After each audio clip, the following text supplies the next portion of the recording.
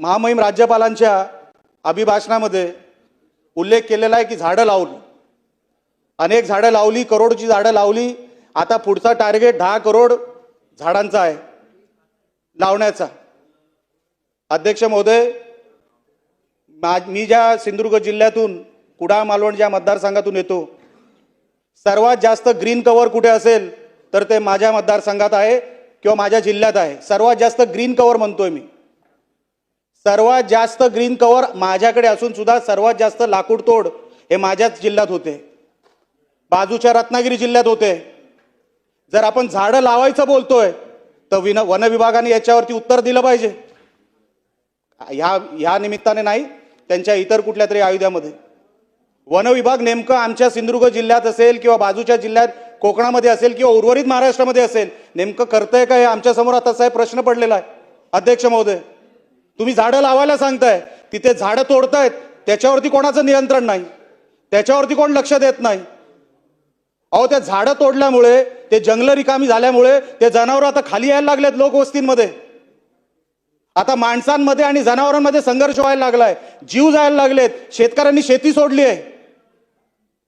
तुम्ही आताही कोकणाच्या कुठल्याही शेतकऱ्याला जाऊन विचारा, काय रे बाबा शेती करशील का? नको बाबा, आम्हाला ते नको, पहिला जनावरांना सांभाळा. आम्ही डीएफओला विचारतो. अध्यक्ष महोदय, अहो डीएफओ साहेब, तुम्ही काय करणार आहात? ते जंगल तोडल्यामुळे ते सगळे जनावर खाली येत आहेत, काय उपाययोजना आहे तुमच्याकडे?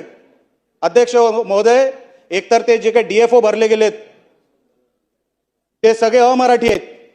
आमच्याकडे अध्यक्ष महोदय मालवणी बोलली जाते तळ कोकणामध्ये. आमचा मालवणी माणूस, ग्रामीण भागामध्ये राहणारा माणूस फोन करून त्या डीएफओला काय बोलणार आहे? साहेब, रेड्डी अय्यर आहेत तिकडे डीएफओ म्हणून.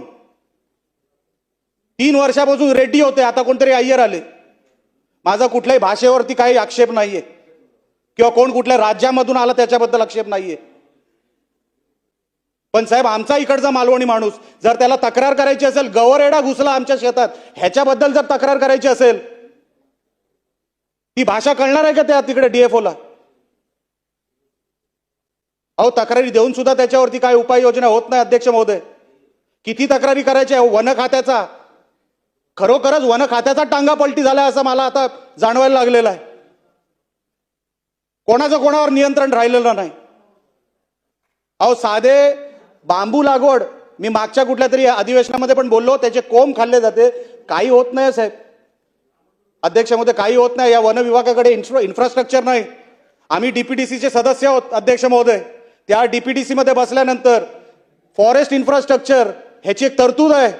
आपण जंगलामध्ये कसलं फॉरेस्ट इन्फ्रास्ट्रक्चर उभं करतोय, कोणासाठी उभा करतोय ते ह्याचं कधीतरी आम्हाला कळव. लाखो रुपये फॉरेस्ट इन्फ्रास्ट्रक्चरच्या नावाखाली चाललेत आणि आपण इथे झाडं लावं सांगतोय. अहो, झाडं वाचवणार कधी आपण?